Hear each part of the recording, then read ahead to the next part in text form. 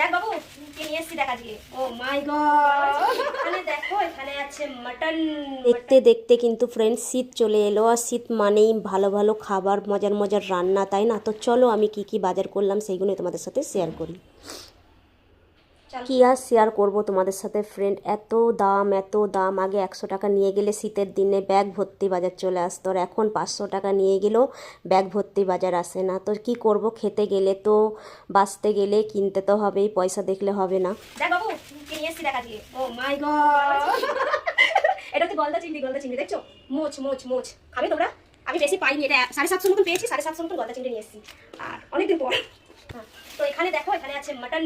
Mutton mutton দেখো, এখানে mutton নিয়ে এসেছি 500 মাটন, আর 750 গলদা চিংড়ি, বুঝতে পেরেছো?